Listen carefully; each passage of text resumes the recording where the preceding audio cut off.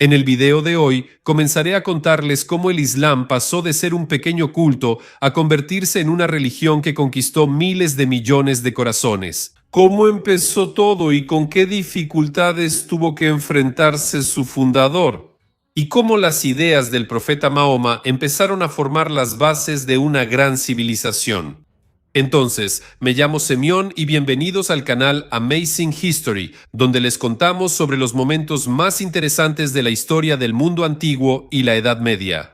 Suscríbanse, comenten y den like. Y vamos con el tema del episodio.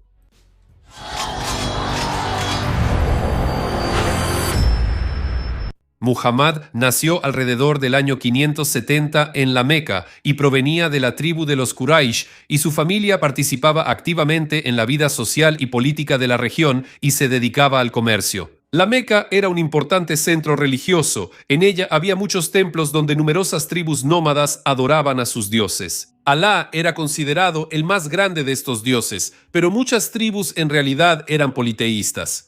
Muhammad perdió a su padre antes de nacer y su madre falleció cuando él tenía unos 6 años. Entonces el niño quedó bajo el cuidado de su abuelo Abd al-Muttalib. Él era el líder del clan de los hachemíes. Desafortunadamente, al cabo de un par de años, él también fallece y Muhammad quedó bajo el cuidado de su tío paterno, Abu Talib, quien era un simple comerciante. En su adolescencia, Muhammad comenzó a trabajar como pastor y acompañaba las caravanas de su tío a diferentes lugares, incluyendo el norte de Siria. Gracias a su honestidad y confiabilidad, se le dio el apodo de Al-Amin, que en árabe significa honesto o confiable. Muhammad tenía alrededor de 40 años cuando comenzó a tener sueños y visiones extrañas que le hicieron pensar que él era el profeta de Alá. Afligido por estas visiones, se alejaba de su familia durante mucho tiempo y deambulaba solo por las montañas cercanas. Según la tradición islámica, en el año 610, durante una meditación en una cueva en la montaña Jabal an-Nur, Muhammad recibió la visita del arcángel Jibril. Recibió las primeras revelaciones de Alá, que posteriormente se convirtieron en la base del Corán, el texto sagrado del Islam. Después de la primera revelación, Muhammad entendió que debía transmitir estos mensajes a los demás.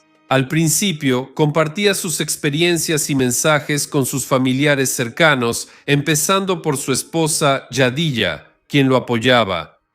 Luego se dirigió a su amigo cercano Abu Bakr, quien también aceptó el Islam. Pronto, Muhammad empezó a contarle a más y más personas y consiguió un pequeño grupo de seguidores. La fe en la doctrina de Muhammad era muy simple y comprensible para cualquier beduino. Muhammad se consideraba solo un profeta, a través de quien Dios reveló la verdad a la gente. Nunca pretendió nada más. Por ejemplo, él nunca se atribuyó una dignidad sobrehumana y solo enseñó la verdad que recibía a través de revelaciones divinas.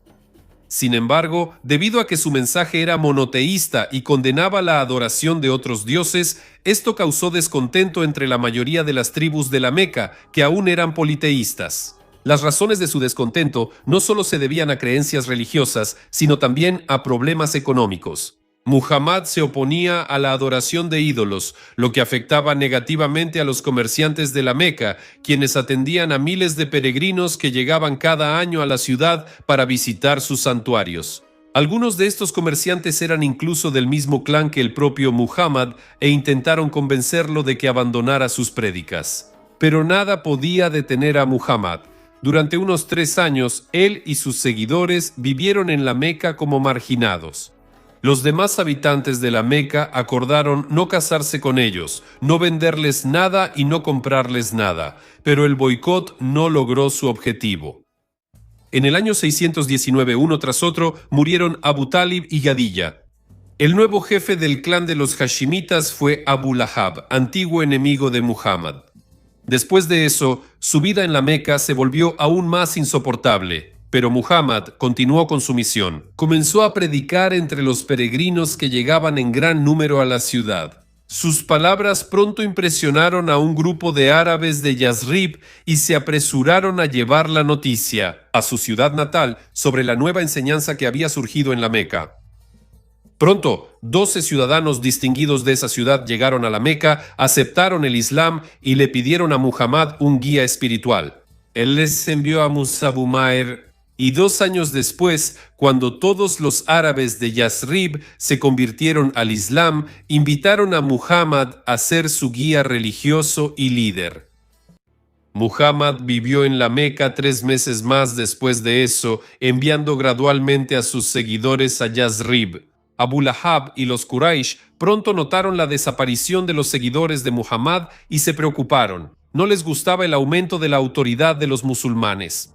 Empezaron a vigilar a Muhammad y estar en la Meca ya no era seguro. Para disfrazar la huida, el profeta fue a ver a Abu Bakr, quien ya tenía listos unos camellos en un pastizal lejano. Por la noche salieron de la ciudad en secreto y después de unos días llegaron a Yasrib. Este acontecimiento trascendental fue llamado Égira, la emigración. El año de la Égira se convirtió en el primer año del calendario lunar islámico. La Égira no solo fue un acto de traslado físico, sino que también simbolizó un nuevo comienzo para la comunidad musulmana y para la expansión del Islam.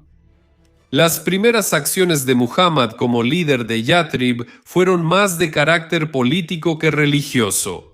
Logró reconciliar a todas las tribus del oasis y poner fin a su sangrienta enemistad.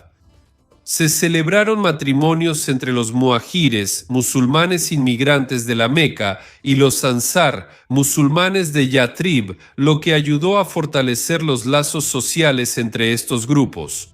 También se firmó un acuerdo de defensa mutua con las 3 tribus judías Banu Nadir, Banu Kainuka y Banu Qurayza que vivían en la ciudad. A partir de ese momento, todos los habitantes de Yathrib debían actuar juntos contra las amenazas externas. También se construyó en la ciudad la mezquita del profeta, que servía como patio, cuartel general y, por supuesto, como centro espiritual.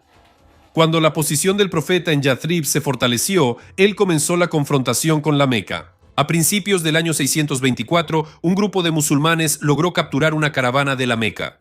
Después de eso, en marzo de ese mismo año, Muhammad reunió una gran fuerza para atacar otra caravana que incluía más de 1000 camellos. Cabe señalar que los musulmanes solo atacaban las caravanas de los Quraysh. Esto también pudo deberse a que, después de la huida, los musulmanes dejaron muchos bienes en la Meca, que los emprendedores habitantes de la Meca vendían a diestra y siniestra. Esto era una especie de compensación por los daños. Cuando los habitantes de la Meca se enteraron de los preparativos de Muhammad, reunieron inmediatamente un ejército y se apresuraron a ayudar a los miembros de su tribu. Resultó que la propia causa del conflicto, una caravana rica, logró escapar de Muhammad, pero ambos ejércitos enemigos se encontraron en la aldea de Badr.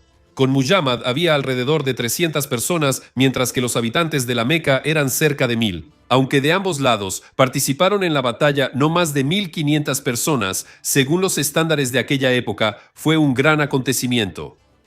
Al principio, según la tradición militar árabe, de cada lado se eligieron 3 personas para un combate inicial. Uno de estos valientes fue el joven Ali ibn Abu Talib, quien más tarde se convirtió en el 4º califa bien guiado. El combate inicial terminó con la victoria de los musulmanes. Después de eso, ambos ejércitos se lanzaron uno contra el otro. Incluso existe una tradición que dice que durante esta batalla, Muhammad recogió un puñado de polvo del suelo y lo arrojó a sus oponentes, cubriéndoles los ojos y las narices, lo que dio ventaja a su gente. El grito de guerra de los musulmanes era Allahu Akbar. La victoria de Badr causó una gran impresión en sus contemporáneos. La autoridad de Muhammad creció de manera colosal. Incluso el lugar donde residía comenzó a considerarse sagrado. Yasrib, de ser una aldea común, se convirtió para los musulmanes en la ciudad del profeta. Al-Madina an-Nabawiyya, comúnmente conocida como Medina, la tribu judía Banu Kainuka fue expulsada de Medina, como consecuencia de que rompieron el acuerdo. Sus tierras y bienes fueron repartidos entre los compañeros de Muhammad. Mientras tanto, los habitantes de la Meca pensaban en la venganza. Nombraron como su comandante militar a Abu Sufyan Sajr, y él logró reunir un ejército que llegó a contar con 3000 hombres. Este ejército, en marzo del año 625, marchó hacia Medina. Muhammad se enteró de la llegada del enemigo solo cuando ya estaban a unas pocas horas de marcha del oasis. Por eso, el ejército musulmán apenas contaba con 1000 hombres. La segunda batalla, la guerra en el monte Uhud. A pesar de la superioridad numérica del enemigo, los musulmanes tomaron la iniciativa de inmediato y comenzaron a hacer retroceder a los habitantes de la Meca. Por eso, el campamento enemigo quedó sin protección. Sin embargo, cuando los musulmanes abandonaron sus fortificaciones para asaltar el campamento de los habitantes de la Meca, un ataque inesperado de la caballería enemiga causó confusión en sus filas. Los habitantes de la Meca mataron a muchos guerreros musulmanes e hirieron gravemente al propio Muhammad. Los musulmanes se vieron obligados a retirarse a la montaña y los habitantes de la Meca interpretaron esto como una señal de su victoria definitiva. Se consideraron triunfadores y se marcharon, dejando a Muhammad y a sus tropas recoger los restos de esa terrible e inesperada derrota. Al regresar de la expedición, los musulmanes expulsaron de Medina a la segunda tribu judía, Banu Nadir, al sospechar que estaban planeando un atentado contra el profeta. Sin embargo, los Banu Nadir no aceptaron la pérdida de su victoria. Se unieron a la coalición de enemigos de Muhammad que estaban formando los habitantes de la Meca. A esta alianza se unieron otras tribus árabes nómadas, de modo que el número total del ejército alcanzó los 10.000. La concentración de tantos guerreros no podía pasar desapercibida. Muhammad se enteró de todo con anticipación y logró reunir a unos 3.000 de sus seguidores. Por el lado más accesible, al norte de Medina, los musulmanes cavaron una zanja de unos 6 metros de largo. Además, el profeta cavaba junto con todos los demás. El 31 de marzo del año 627, los habitantes de la Meca se acercaron a Medina y comenzaron su asedio. 10 días pasaron en pequeños enfrentamientos. El enemigo buscaba puntos débiles en la defensa de los habitantes de Medina, pero ellos estaban alerta y la coalición de los sitiadores comenzó a desmoronarse. Al final, solo quedaron los propios habitantes de la Meca, quienes insistían en continuar el asedio. Muhammad y sus tropas utilizaron estrategias de sorpresa, lograron la victoria y los habitantes de la Meca se retiraron. Inmediatamente después de su retirada, Muhammad sitió la aldea de la tercera tribu judía en Medina, Banu Qurayza, que había estado manteniendo negociaciones por separado con los enemigos y casi se había pasado a su lado. Esta vez, aquellos que estuvieron involucrados en la traición fueron tratados con mucha más severidad. Muchos hombres fueron ejecutados. En marzo del año 628, Muhammad anunció su intención de realizar el Hajj a la Meca. Más de 1000 personas lo acompañaron en la peregrinación. Para negociar con los habitantes de la Meca, Muhammad envió a Usman. No se sabe qué influyó más en ellos, si las persuasiones de Usman, respetado por todos, o el miedo a una nueva batalla. Pero los habitantes de la Meca aceptaron hacer la paz con Muhammad por 10 años, aunque no le permitieron entrar a la ciudad esta vez. Los aliados de los habitantes de la Meca obtuvieron el derecho de hacer tratados de alianza con Muhammad.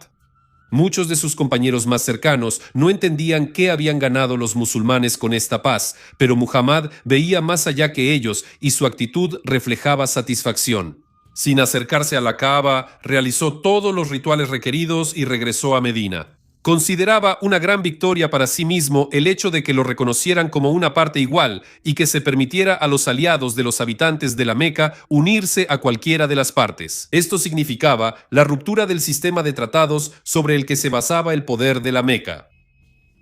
A principios del año 630, los aliados de los habitantes de la Meca ya habían violado los nuevos acuerdos y Muhammad comenzó a preparar otra gran expedición contra la Meca. En enero de ese mismo año, un ejército musulmán de 10.000 hombres partió, obteniendo el apoyo de más y más tribus en el camino. Para cuando llegaron a la ciudad, los habitantes de la Meca ya se habían dado cuenta de que ya no tenían ventaja en fuerza y permitieron que Muhammad entrara en la ciudad prácticamente sin resistencia. Muchos habitantes de la Meca incluso comenzaron a convertirse al Islam, ya que en poco tiempo los musulmanes se convirtieron en la comunidad dominante en Arabia. Durante los siguientes 2 años, Muhammad regresó a Medina, donde permaneció viviendo, pero continuó trabajando para unir toda la península arábiga bajo el dominio del Islam. En la primavera del año 1632, Muhammad partió de Medina encabezando a 14.000 musulmanes en el Hajj a la Meca. En el 9º día del mes de Dhu al-Hijja, Muhammad invitó a todos los musulmanes que habían llegado a la Meca para realizar el Hajj a la montaña Jabal al-Rahman en Arafat, donde pronunció su famoso último sermón. Decenas de miles de seguidores se unieron a él en su última peregrinación antes de que regresara a casa. Muhammad enfermó poco después de llegar a Medina y falleció a causa de la enfermedad el 8 de junio del año 1632. Cuando Muhammad murió, Abu Bakr se convirtió en su sucesor, aunque no como profeta. Se considera que la profecía terminó con Muhammad, pero Abu Bakr, con el consentimiento de la comunidad musulmana de Medina, asumió el título de califa en su lugar. De esta manera, Abu Bakr se convierte en el primer califa bien guiado. Esto fue un paso importante en la formación del Estado Islámico. Abu Bakr dirigía las comunidades musulmanas, resolvía cuestiones doctrinales y también se encargaba de la organización de los asuntos internos y externos del Estado Islámico. Pero no todo fue tan sencillo. Algunos líderes de las tribus árabes consideraron que ahora, después de la muerte de Muhammad, no era necesario obedecer al califa Abu Bakr. Rompieron los lazos con el califato, declarando que su lealtad a Muhammad era exclusivamente una devoción personal, y algunos líderes incluso llegaron al extremo de proclamarse sucesores del profeta en la profecía, lo que fue la causa de la ruptura. El nuevo califa necesitaba demostrar su fuerza. Comenzaron las guerras contra los apóstatas. Con acciones militares y diplomacia, Abu Bakr y su gente lograron sofocar rápidamente la rebelión y consolidar su poder en la península arábiga. Después de eso, centró su atención en expandir y fortalecer el Estado Islámico en otras regiones. Al final del gobierno de Abu Bakr, comenzó una etapa importante en la historia de la conquista musulmana que abarcó los territorios de Irak y Siria. Al-Mutana ibn Harita, un líder árabe local, compartió con Abu Bakr la perspectiva de conquistas exitosas en Irak contra los sasánidas.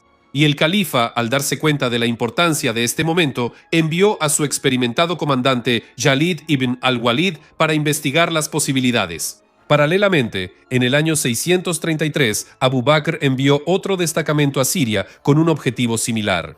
Ambas misiones, que comenzaron como simples incursiones, rápidamente se convirtieron en una conquista a gran escala. Surgió la necesidad de proteger los territorios musulmanes de una posible influencia del Imperio bizantino, y Abu Bakr pidió a Jalid que dirigiera sus fuerzas hacia Siria.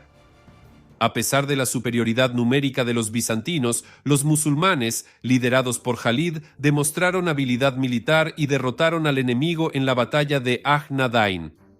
Una de las principales razones por las que las tropas bizantinas fueron, sorprendentemente, derrotadas con facilidad puede ser el hecho de que esperaban enfrentarse solo a un pequeño grupo de tribus árabes locales. Las fuentes bizantinas minimizan los resultados de la batalla de Ajnadain, mientras que las fuentes musulmanas recuerdan la victoria decisiva de manera un tanto exagerada, afirmando que el bando bizantino perdió cerca de 50.000 hombres al final de la batalla. De cualquier manera, solo unos meses después del conflicto, Abu Bakr murió por causas naturales. En su lugar llegó Umar y continuó con una política activa de conquistas.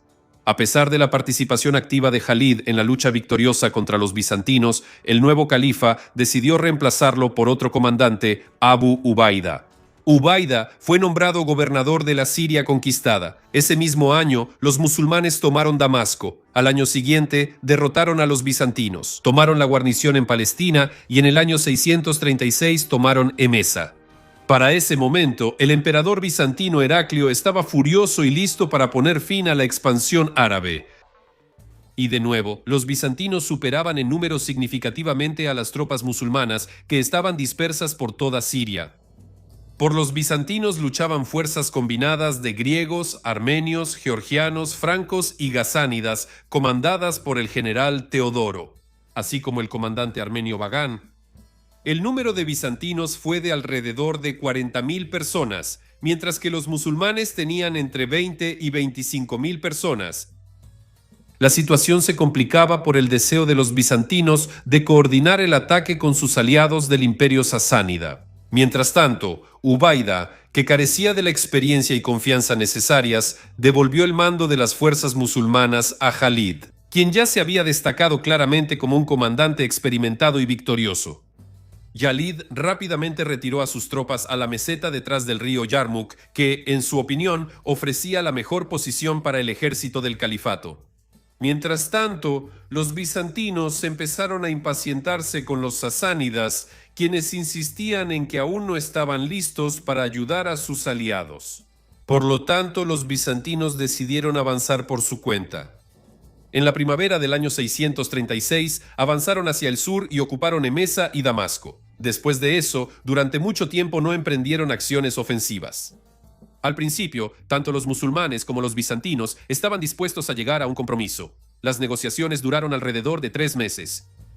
Al final, esta demora permitió a los musulmanes recibir un mayor apoyo desde Medina. Y ambas partes, al final, se cansaron de esperar y se prepararon para la batalla. El ejército bizantino se desplegó en un frente de 13 kilómetros aproximadamente a 1,5 kilómetros de las posiciones árabes. En el primer día, después de los ataques de caballería de ambos lados, el flanco izquierdo bizantino atacó el flanco derecho del ejército árabe. 2 ataques fueron rechazados. Pero después del tercer ataque, los yemeníes huyeron hacia el campamento y los bizantinos los persiguieron. Cuando los que huían llegaron a su campamento, fueron recibidos con insultos por parte de las mujeres árabes. Después de eso, recuperaron el sentido y comenzaron a defenderse. La caballería que llegó a tiempo hizo retroceder a los bizantinos a su posición inicial. El intento de los bizantinos de romper el flanco izquierdo también fracasó. Al día siguiente, hicieron un intento fallido de atacar por el centro. A pesar de las grandes pérdidas, al tercer día de la batalla, la caballería árabe logró romper el flanco izquierdo de los bizantinos y atacar por su retaguardia. Esto provocó pánico y una retirada caótica.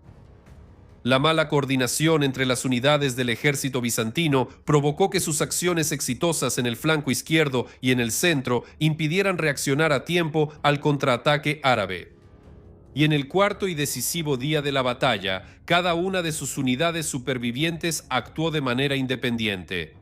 Tras sufrir grandes pérdidas, el 19 de agosto, el líder armenio Bagán, que operaba en el centro, envió un emisario al campamento musulmán para negociar una tregua.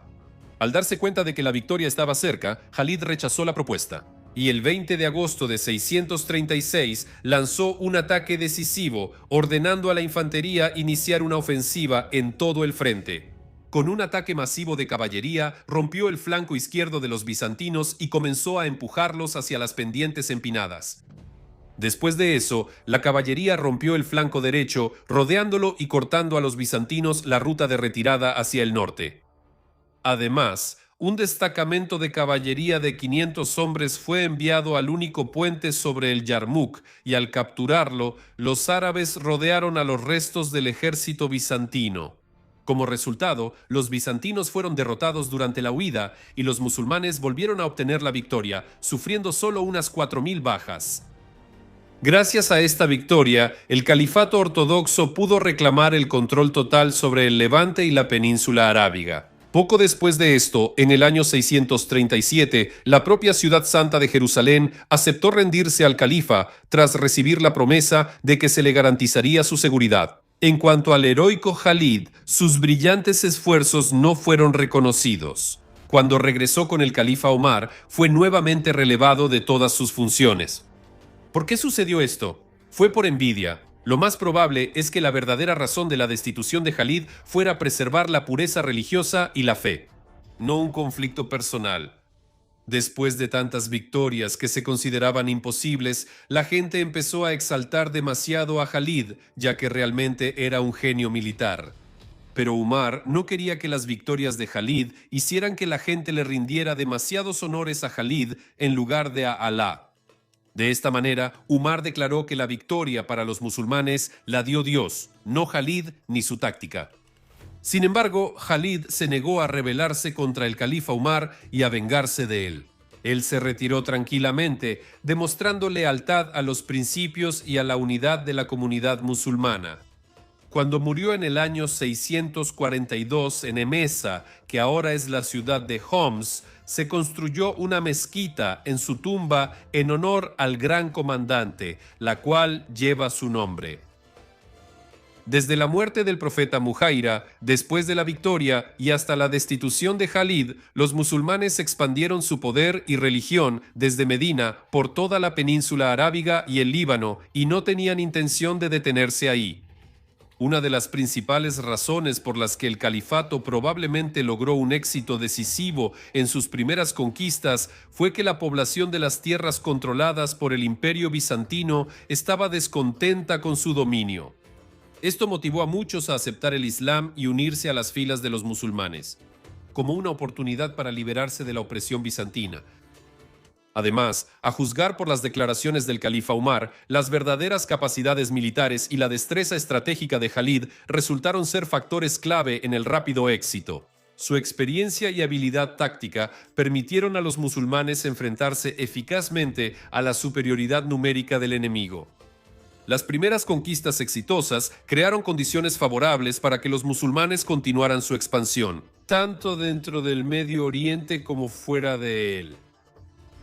Después de la conquista de Siria y Palestina, llegó el turno de Egipto. Para el año 639, Egipto estaba en manos del Imperio bizantino, que se lo había arrebatado al Imperio sasánida hacía unos 10 años.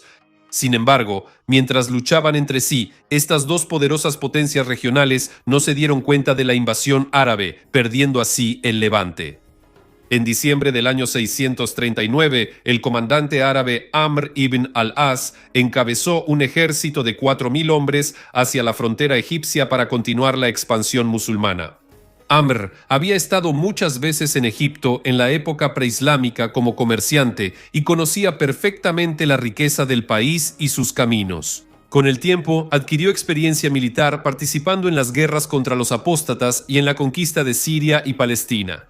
La expedición de Amr estuvo a punto de no llevarse a cabo, ya que después de la toma de Jerusalén 2 años antes, el ejército musulmán había sido gravemente debilitado por la peste. Sin embargo, se cree que las ambiciones personales de Amr jugaron un papel en la decisión de emprender una expedición tan arriesgada.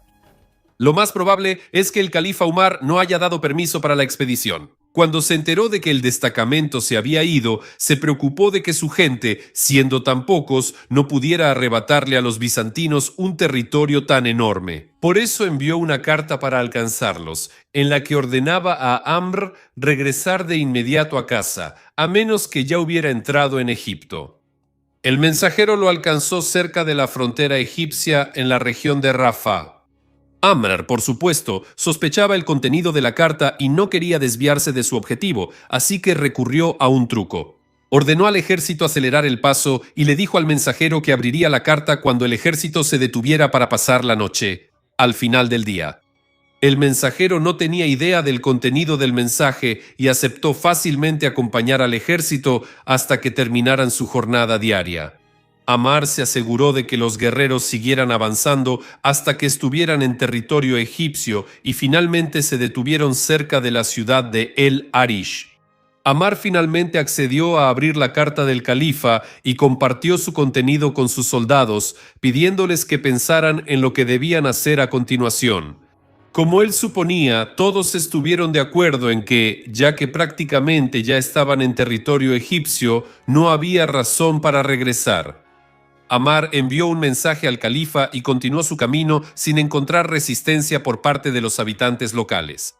A finales de diciembre o principios de enero del año 640, los árabes llegaron a la fortaleza de Pelucio, conocida también como la Puerta Oriental, en Egipto. Debido a la falta de equipo de asedio por parte de Amr, el asedio se prolongó casi 2 meses. Finalmente, la fortaleza fue tomada y sus muros derribados, ya que Amr no tenía la posibilidad de dejar una guarnición allí.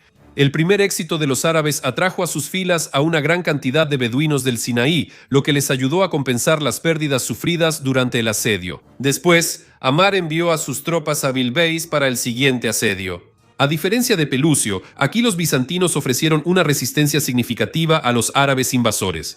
Kir, prefecto de Egipto y patriarca de Alejandría, incluso intentó negociar con los musulmanes para resolver el conflicto de una manera más pacífica. Amar aceptó las negociaciones y entonces se le unieron 2 monjes y el comandante Aritión, ex prefecto de Jerusalén. Amar les ofreció 3 opciones: aceptar el Islam, pagar la yizia o luchar. De lo contrario, continuaría el asedio. Ciro primero pidió 3 días para pensar en el acuerdo, luego pidió extender el plazo por 2 días más, después de lo cual decidió que lo mejor sería pagar la yizia. Sin embargo, Aritión y los monjes no apoyaron la decisión del gobernante y rechazaron el trato con Amar. Comenzó la batalla, los bizantinos fueron derrotados, Aritión murió y Ciro se dirigió a la fortaleza de Babilonia, no confundir con Babilonia en Mesopotamia. Después de la victoria sobre las tropas bizantinas, los musulmanes intentaron atraer a la población egipcia local a su lado, pero los egipcios se negaron a entregar Belbeis.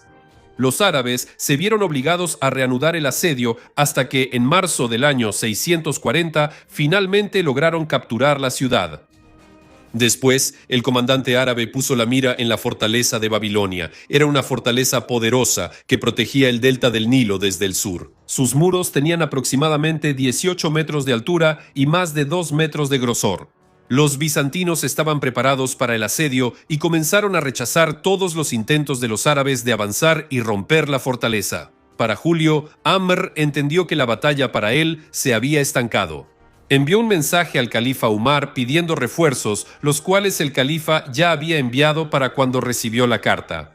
4.000 nuevos guerreros bajo el mando de Al-Zubair llegaron a Babilonia para ayudar en el asedio. Muchos de ellos ya habían luchado durante la campaña siria del famoso Jalid, pero los árabes aún no podían lograr el éxito en la lucha por Babilonia.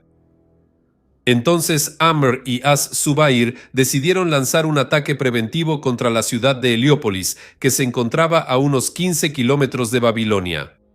Temían que las tropas bizantinas de Heliópolis pudieran atacarlos por la retaguardia mientras los árabes estaban ocupados con el asedio de Babilonia. Con un ataque decisivo, los árabes lograron tomar por sorpresa a la guarnición de Heliópolis. Az-Zubair, junto con un pequeño grupo de hombres, escaló las fortificaciones de Heliópolis y se enfrentó a los guardias en combate. Al final, lograron la victoria y abrieron las puertas de la ciudad para el resto de los guerreros. Después de tomar completamente Heliópolis, los comandantes árabes regresaron a Babilonia para acabar con ella de una vez por todas. Solo un mes después, el califa envió otro refuerzo de 4.000 hombres.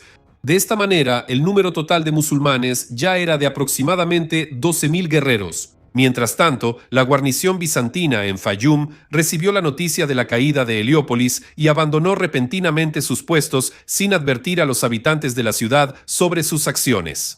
Esto le dio a Amr la oportunidad de enviar parte de sus tropas al otro lado del Nilo para capturar Fayum y los territorios circundantes prácticamente sin resistencia. Mientras tanto, el asedio de Babilonia continuaba. Los bizantinos realizaron una audaz salida que resultó en un completo desastre. Durante uno de esos ataques, las tropas musulmanas rodearon a los bizantinos y los atacaron desde 3 flancos. Tras sufrir graves pérdidas, se vieron obligados a retirarse a su fortaleza y abandonar cualquier acción ofensiva posterior. Los sitiadores volvieron a entablar negociaciones con Ciro y Amr se reunió personalmente con el comandante bizantino Teodoro. Las negociaciones no lograron avances significativos y los árabes se cansaron del prolongado asedio. Finalmente, a finales de diciembre, al amparo de la noche, Az-Zubair condujo a un grupo selecto de tropas directamente hacia las murallas de la ciudad. Actuó siguiendo el mismo plan que antes en Heliópolis. Az-Zubair logró nuevamente superar las murallas con sus hombres, derrotar a la guardia y abrir las puertas de la ciudad para el resto del ejército. 2 días después, Ciro comprendió que la batalla estaba perdida y aceptó un acuerdo de paz con los musulmanes, según el cual todo Egipto debía pasar al califa Umar. También aceptó pagar la yizia de 2 dinares por cada hombre adulto. Por supuesto, Ciro no tenía autoridad para hacer tales acuerdos. El acuerdo debía ser aprobado por el emperador bizantino Heraclio. Ciro aseguró a Amr y Az-Zubair que si el emperador Heraclio se negaba a ratificar el acuerdo, él mismo y los egipcios cumplirían con sus condiciones. Al enterarse de esto, Heraclio se enfureció. Heraclio envió a Ciro una carta llena de insultos llamándolo un cobarde miserable y un pagano. Ciro fue llamado a Constantinopla, donde fue sometido a juicio. El emperador lo acusó de traición y luego lo encarceló.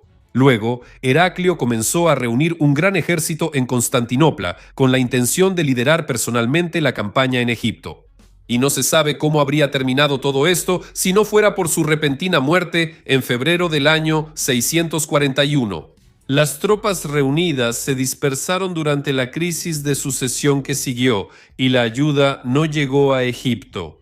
Sin embargo, el nuevo emperador, durante su breve reinado, logró liberar a Ciro, ya que entendía sus motivos al firmar el tratado y lo envió de regreso a Alejandría. Mientras tanto, mientras en Constantinopla resolvían sus diferencias, los musulmanes no perdieron el tiempo. Después de tomar Babilonia, se dirigieron hacia la ciudad de Alejandría. Este era un puerto clave, a través del cual se realizaba el suministro y la comunicación continua con la capital de Bizancio. En caso de que la ciudad fuera tomada, los intentos de los bizantinos de expulsar a los árabes de Egipto llegarían a su fin. Los bizantinos intentaron rechazar a los musulmanes en su camino hacia Alejandría, pero estos avanzaban cada vez más hacia la ciudad, y en marzo del año 641 ya habían comenzado el asedio de Alejandría. Después de analizar la situación, Amr comprendió que conquistar Alejandría no sería fácil. Los bizantinos estaban decididos a ofrecer una feroz resistencia a los musulmanes. Colocaron catapultas en las murallas de la ciudad y comenzaron a lanzar piedras contra los musulmanes, obligando a Amr a retirarse fuera de su alcance. La batalla que siguió tuvo resultados cambiantes, pero después de 6 meses, los musulmanes no habían logrado avances significativos. El califa Umar empezó a impacientarse. En una carta dirigida a Amr, el califa, preocupado por la demora excesiva, nombró a Ubaida como el nuevo comandante de las fuerzas que asediaban la fortaleza. Para ese momento, Ciro regresa del exilio a Alejandría con la autoridad para negociar la paz con los árabes. En Constantinopla había una lucha por el poder y no les importaban detalles menores como Alejandría. Ciro fue a Babilonia para ver a Amr. Las negociaciones duraron bastante tiempo y en noviembre del año 641 se firmó la paz. La ciudad debía pagar un tributo. Se estableció una tregua de 11 meses hasta septiembre del año 642. Durante este periodo, las tropas bizantinas debían abandonar Alejandría con todas sus pertenencias. Por su parte, los árabes ocupan todas las posiciones que lograron tomar y ambas partes no realizan ninguna acción militar. También se comprometieron a no apoderarse de iglesias ni a intervenir en los asuntos de los cristianos. Al final, en septiembre del año 642, las últimas tropas bizantinas abandonaron Alejandría y las tropas de Amr entraron en la ciudad. La rendición de Alejandría marcó el fin efectivo de la resistencia bizantina y el inicio del dominio musulmán en Egipto. Los árabes continuaron sus conquistas en el norte de África, convirtiéndose en una potencia de rápido crecimiento, y nada podía detenerlos. Para el inicio del gobierno de Usmán, el tercer califa bien guiado, los musulmanes ya controlaban vastos territorios, toda la península arábiga, Egipto y Siria. Sin embargo, no pensaban detenerse ahí, y el nuevo califa continuó avanzando cada vez más en el imperio sasánida, que se desmoronaba rápidamente. Pero, a pesar de todas las victorias militares del califato durante los 12 años de gobierno de Usmán, su política interna pronto llevaría a disturbios internos en el joven y rápidamente creciente estado. El nepotismo y la impopular política económica de Usmán empezaron a generar una creciente oposición a su gobierno por parte de varios sectores de la sociedad. Usmán comenzó la centralización del poder, apoyándose en sus parientes omeyas y excluyendo de la estructura de poder a otros quraishíes, quienes gozaban de considerable autoridad durante el gobierno de sus dos predecesores. Durante el gobierno de Usmán se formó una nueva clase de antiguos guerreros ricos, quienes se convirtieron en propietarios de enormes extensiones de tierra en Siria y Persia, con lujosas haciendas. Este gusto por el lujo entre los conquistadores llevó al aumento de los impuestos y provocó un fuerte descontento tanto entre los no musulmanes como entre los árabes recién convertidos. Además de las tensiones económicas, Usmán también creó una versión oficial unificada del Corán, lo que también provocó desacuerdos teológicos. Porque antes de eso, todas las revelaciones del profeta se escribían y transmitían por sus compañeros más cercanos, por lo tanto, existían varias versiones con pequeñas diferencias en el texto, lo que debilitaba la fe. Para corregir la situación, Usmán encargó a una asamblea de eruditos religiosos que definieran la redacción canónica de las palabras del profeta. Todas las demás versiones del Corán fueron destruidas. Hoy en día, el Corán de Usmán sigue siendo el texto sagrado inalterado para los musulmanes de todo el mundo, pero durante su gobierno, algunos musulmanes no estaban de acuerdo con las decisiones tomadas por los eruditos de Usmán. También consideraban que la destrucción de cualquier Corán era un sacrilegio, sumando sus voces a la creciente oposición a su gobierno. El descontento acumulado desde hace mucho tiempo hacia el califa Usmán estalló en una rebelión abierta en el año 656. En Egipto, Kufa y Basora, alrededor de 500 guerreros descontentos de las guarniciones locales se reunieron y marcharon hacia Medina, exigiendo la destitución de Usmán y la elección de un nuevo califa.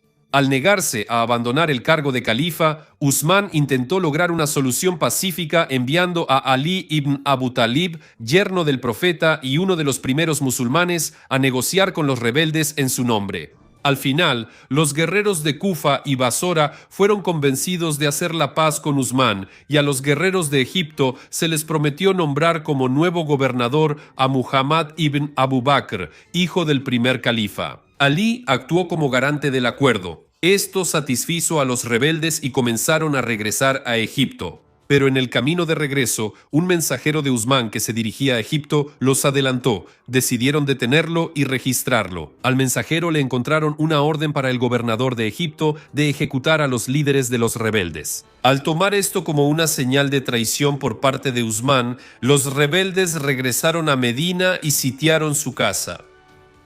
Sigue sin estar claro si Usmán realmente ordenó ejecutar a los rebeldes. Existe una versión que dice que la carta no fue obra de Usmán, sino de su primo y secretario Marwan ibn al-Hakam. Pero fuera cual fuera la verdad, los rebeldes cortaron el suministro de agua en la casa de Usmán y presentaron demandas cada vez más amenazantes para que abdicara del trono.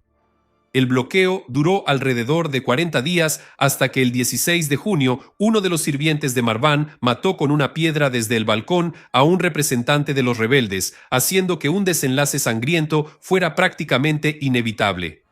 Al día siguiente, el viernes 17 de junio, los rebeldes atacaron la casa de Hakam.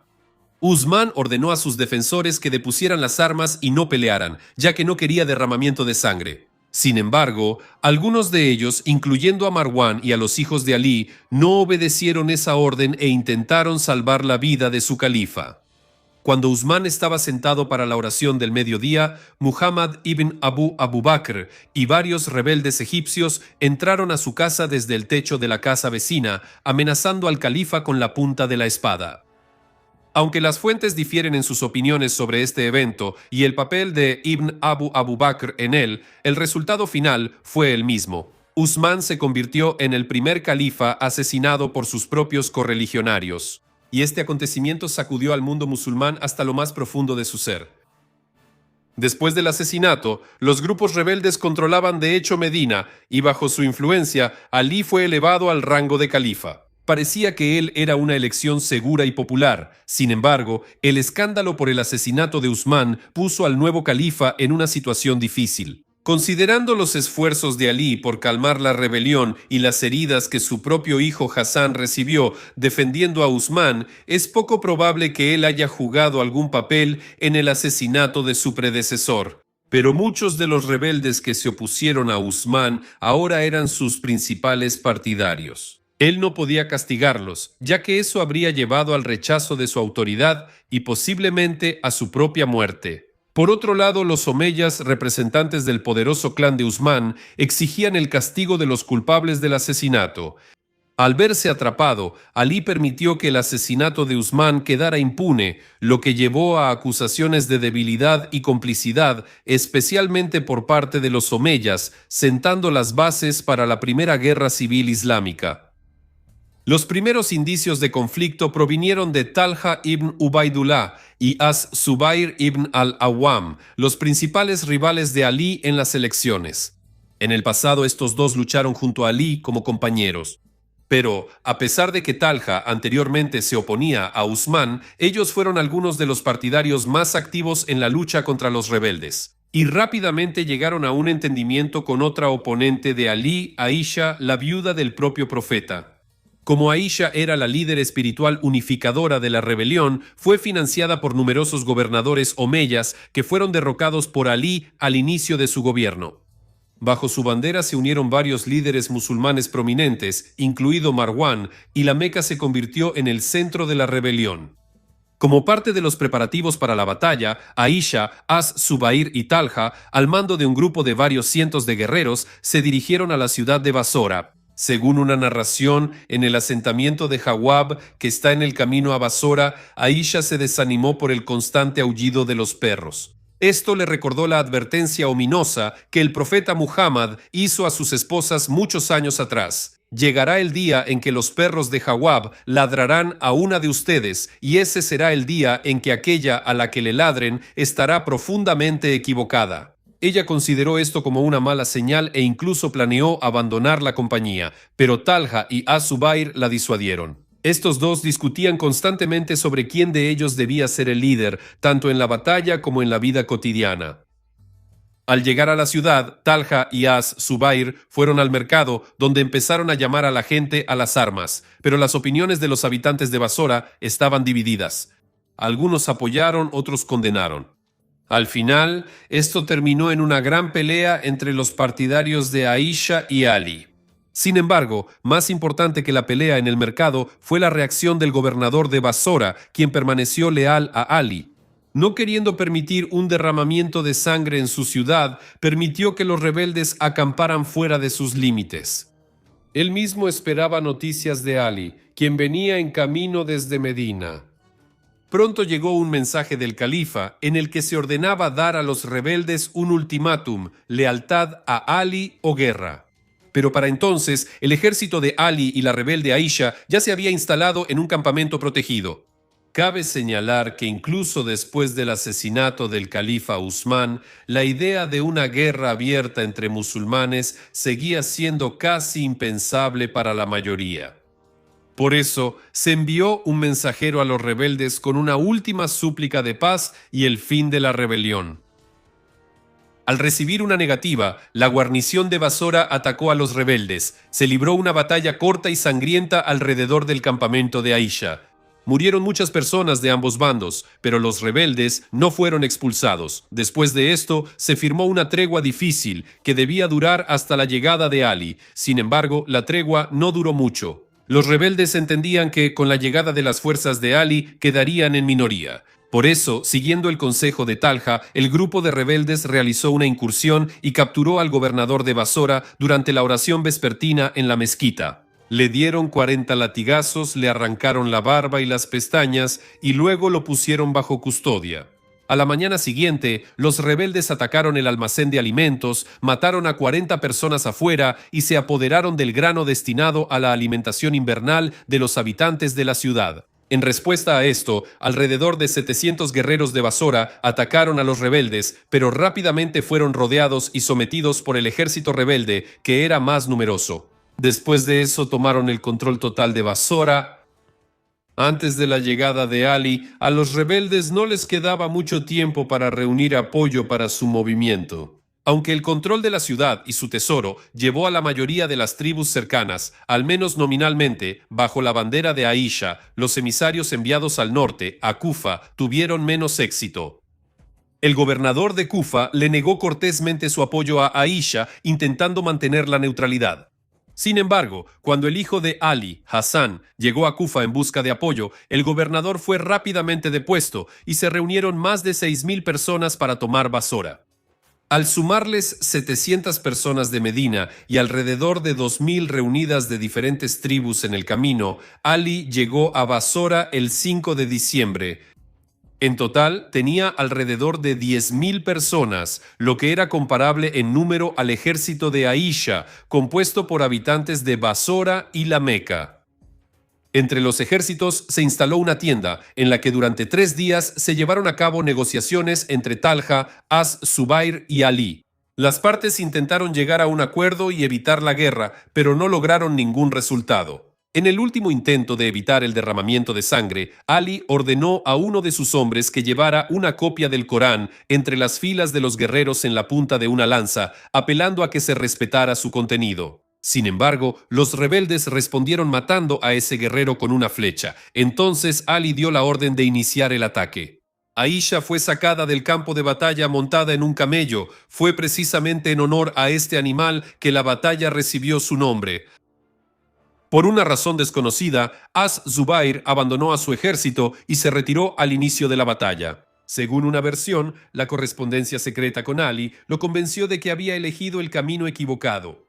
Según otra versión, fue la negativa de Aisha la víspera de la batalla a proclamarlo califa. Dicen que ella prefería a Talha en lugar de él y que el papel de Az-Zubair en la rebelión fue un intento egoísta de tomar el trono. De cualquier manera, su deserción dejó a Talha al mando en una situación que empeoraba rápidamente. Al final, los rebeldes fueron derrotados. Se citan diferentes datos sobre las bajas, pero las cifras generalmente aceptadas rondan los 400 hombres para el ejército de Ali y entre 2.000 y 2.500 para el ejército de Aisha. ¿Y qué pasó después con los líderes rebeldes que quedaban? Talha fue asesinado, pero no por las tropas de Ali, sino por su aliado Marwan, quien se vengó de él por incitar al asesinato de Usman. El propio Marwan fue capturado, lo perdonaron, pero más adelante volvería a pasarse al bando de Muawiyah, el gobernador de Siria, que se negó a reconocer a Ali. Az-Zubair, poco después de que terminó la batalla, fue encontrado por 3 miembros de su tribu y asesinado durante un intento de rebelión. Aisha, que también huyó hacia Muawiyah, cayó en manos de Ali, pero él actuó con misericordia y, acompañada de su hermano, la envió a Medina, donde vivió tranquilamente el resto de sus días con comodidad, sin participar activamente en la vida política.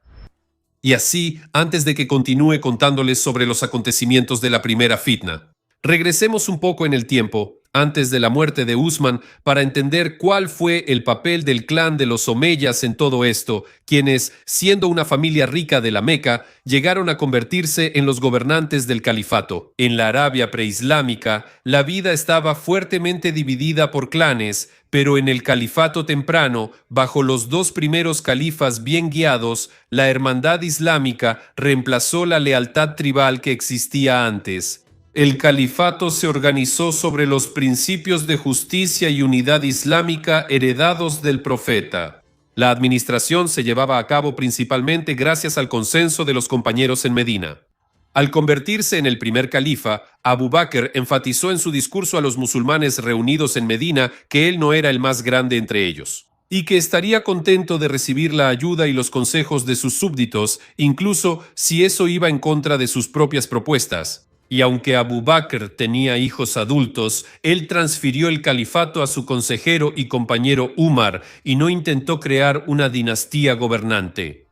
Umar, como es bien sabido, llevaba el mismo estilo de vida humilde como califa que antes, dormía en un lecho de hojas de palma y participaba en los mismos trabajos que sus súbditos, ayudando a los necesitados. Sin embargo, bajo Uthman, las costumbres de clanes anteriores al Islam comenzaron a regresar y el nepotismo prosperó. Sus familiares a menudo recibían cargos lucrativos e influyentes. Por ejemplo, el conquistador de Egipto, Amr ibn al-As, de quien hablé en uno de los videos anteriores, fue reemplazado por Abdullah ibn Sa'ad, hermano de leche de Uthman. Esto causó descontento entre otros compañeros del profeta y los habitantes de Medina, quienes veían que se les negaba el ascenso en favor de los familiares de Uthman. Pronto, gracias a esto, el clan de los Omeyas se convirtió en uno de los grupos políticos más poderosos del califato, donde los gobernantes de numerosas provincias lejanas estaban unidos por lazos familiares y estaban listos para enfrentar cualquier amenaza a su poder común. Y aquí, la figura más destacada en todo esto se convierte en Muawiyah, primo de Uthman, quien alguna vez fue un pequeño gobernador religioso en tiempos de Umar, y a quien Uthman entregó todo el control de Siria. El control de una región tan rica hizo de Muawiyah el representante más influyente de la poderosa familia y el rival más probable de Ali tras el asesinato de Uthman. De esta manera, el conflicto entre estos dos era inevitable. Tan pronto como Ali se convirtió en califa, emitió una orden para destituir a Muawiyah y a muchos otros gobernantes nombrados por Uthman. Sin embargo, Muawiyah ya tenía suficiente confianza en su poder como para ignorar la orden. Otros gobernadores destituidos comenzaron a reunirse con él. Para sorpresa de todos, también se unió a él Amr ibn al-As, sí, ese mismo Amr que fue destituido por Uthman. Era muy popular en Egipto, lo que lo convertía en el candidato ideal para arrebatarle la provincia más rica del califato a Ali. Después de que Amr recibió la garantía de Muawiyah de que, en caso de victoria, lo nombraría gobernador de Egipto, Amr llegó a Damasco. Según los historiadores medievales, después de la aparición de Amr en la escena política, la propaganda anti-Ali se intensificó en Siria. Se convencía a los sirios de que Ali había sido cómplice en el asesinato de Usman. Amr también ayudó a Muawiyah a formar una alianza importante con la tribu más poderosa de Yemen, los himyaritas, quienes en tiempos preislámicos gobernaban su propio reino independiente. El califa Ali entendía que no había tiempo que perder y que había que hacer algo. Por eso, en mayo del año 657, salió de Medina con sus tropas para destituir al gobernador rebelde. Antes de que Ali llegara a la región de Sifin, en la orilla derecha del Éufrates, hubo una serie de enfrentamientos entre sus ejércitos, donde los oponentes se ponían a prueba mutuamente. Cuando el ejército de Ali finalmente llegó al Éufrates, descubrió que la caballería siria les bloqueaba el único acceso al agua. Ali le pidió a Muawiyah que permitiera que sus aguadores accedieran al agua, pero él rechazó esta petición, recordando cómo los oponentes privaron de agua al califa Usman. Esto se hizo en contra del consejo de Amr y resultó ser un error por parte de Muawiyah. Cuando Ali reunió a sus tropas para marchar contra Muawiyah, le resultó difícil motivar a su gente, ya que muchos no querían derramamiento de sangre entre hermanos de fe. Pero el intento imprudente de Muawiyah de privar a sus enemigos de agua bajo el calor del desierto hizo que su ejército perdiera toda simpatía entre las filas de Ali y dio inicio a una sangrienta confrontación.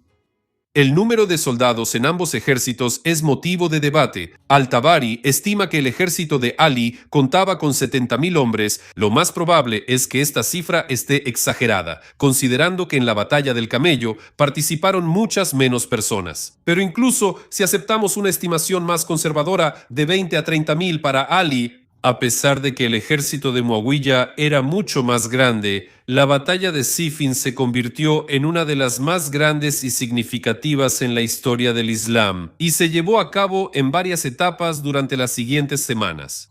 Al descubrir que el acceso al agua estaba bloqueado, la avanzada de Ali atacó a los sirios que les impedían el paso y los hizo retroceder, asegurando agua para el ejército sediento.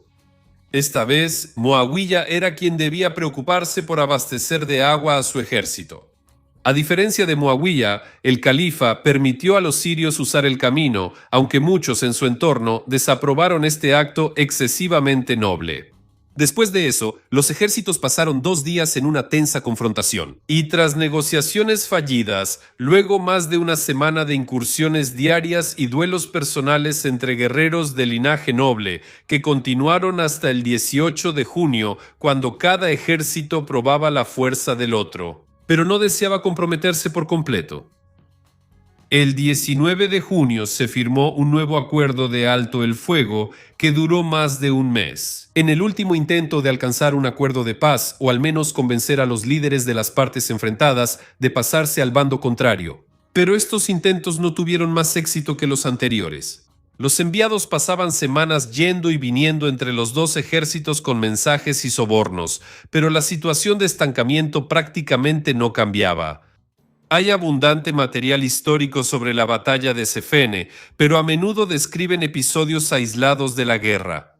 Sin embargo, se puede decir con cierta seguridad que la batalla comenzó en Cefene el miércoles 26 de julio del año 657. Duró 3 días y 3 noches, casi sin interrupción. El primer día de la batalla fue inconcluso. Consistió principalmente en un intercambio de flechas y ataques de caballería. Las bajas aumentaban, pero ninguno de los bandos lograba una ventaja abrumadora. Según Al-Tabari, Ali luchó junto a sus hombres en la primera línea cuando estalló la batalla principal. Mientras tanto, Muawiyah dirigía desde su tienda. El segundo día, Muawiyah concentró el ataque en el flanco derecho de Ali y estuvo cerca de derrotarlo. Sin embargo, los refuerzos que llegaron pudieron detener el avance de los sirios. Además, en su contraataque, los partidarios de Ali incluso llegaron hasta la tienda de Muawiyah, obligándolo a refugiarse en la carpa del ejército, pero fueron detenidos por las tropas de élite de Muawiyah. Al tercer día, Muawiyah redobló sus esfuerzos para quebrar el ala derecha de Ali, enviando contra ella a sus aliados simyaritas. Sin embargo, esta vez el flanco derecho de Ali se mantuvo firme, infligiéndoles terribles bajas. Con la llegada del día, ambos ejércitos entraron de lleno en el combate general. Los duelos, maniobras y tiro con arco, que eran característicos de los días anteriores, fueron reemplazados por caóticos enfrentamientos de espadas y lanzas que continuaron durante toda la noche.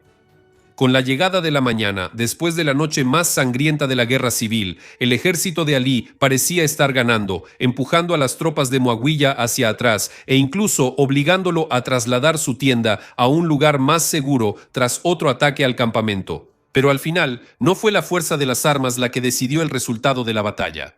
Con la llegada de la mañana, varios mensajeros de Muawiyah cabalgaron entre los ejércitos con el Corán en las lanzas como señal de tregua y se dirigieron a Ali, pidiéndole que permitiera un arbitraje obligatorio para resolver la disputa entre él y Muawiyah.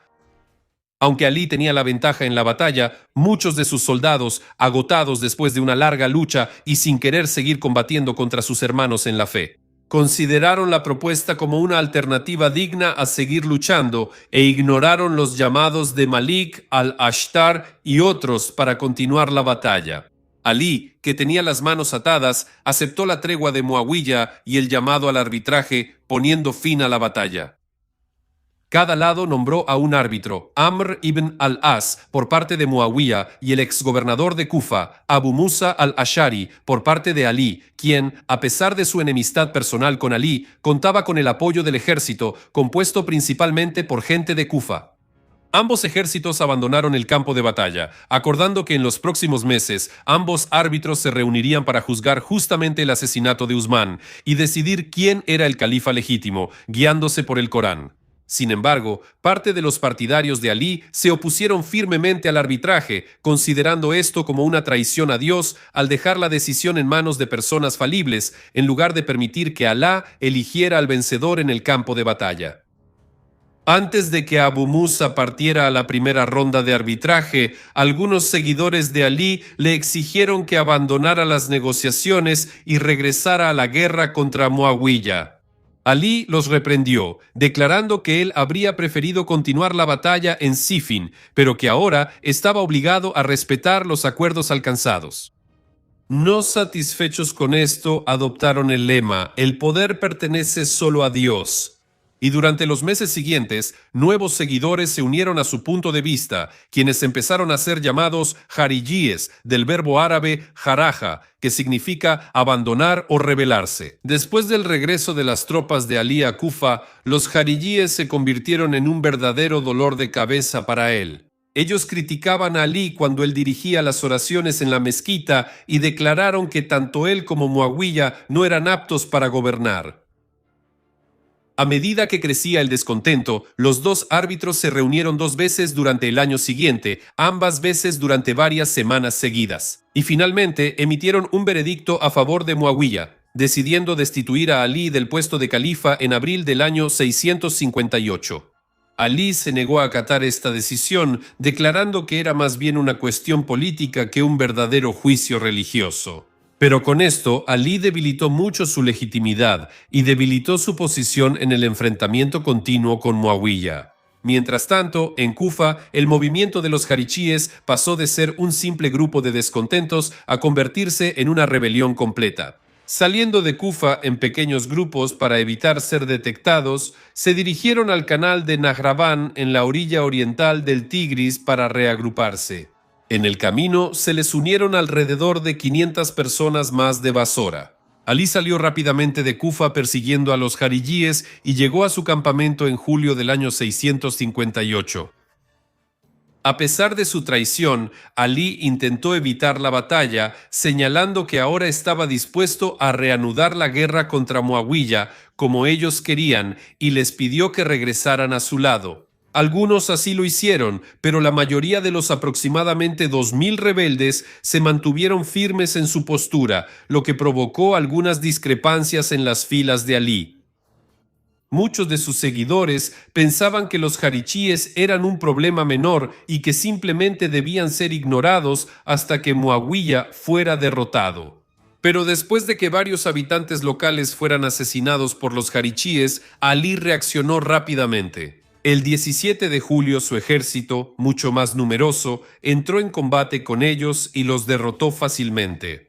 En los siguientes 2 años y medio de una tregua difícil, Muawiyah se volvió aún más influyente. Destituyó al gobernador de Egipto, Muhammad ibn Abu Bakr, y le entregó ese cargo a Amr, devolviéndole el poder como se le había prometido. También hizo nuevas alianzas en todo el califato y muchos ahora lo consideraban el califa legítimo. A principios del año 661, siguiendo el consejo de sus seguidores restantes, Alí decidió emprender una segunda invasión a Siria, mientras aún tenía fuerzas para desafiar a Muawiyah. Alí comenzó a reunir a sus tropas para prepararse para una nueva campaña. Sin embargo, la ofensiva planeada nunca se llevó a cabo. El 26 de enero del año 661, Alí entró en la gran mezquita de Kufa para realizar la tradicional oración matutina. Durante la ceremonia, un jarichí llamado Abdurrahman ibn Muljam lo atacó por la espalda con una espada envenenada, hiriendo mortalmente al califa y vengando a sus compañeros caídos. 2 días después, Alí falleció a causa de sus heridas. Después de su muerte, ahora pocos podían quitarle el califato a Muawiyah. El hijo mayor de Alí, Hassan, se vio obligado a renunciar a sus reclamos al trono y Muawiyah tomó el poder prácticamente sin resistencia. Además de un simple cambio de líder, la primera fitna, como se empezó a llamar a la guerra civil, tendría un enorme impacto en la historia del Islam.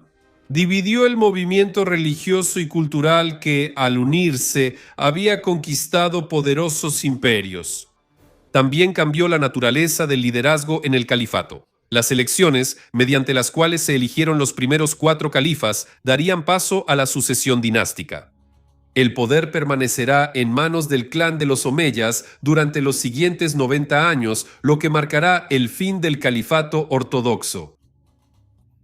Eso es todo por mi parte. Si quieren seguir viendo videos sobre la historia temprana del Islam, escríbanlo en los comentarios. Y también compartan el video. Pero con esto me despido de ustedes. Nos vemos.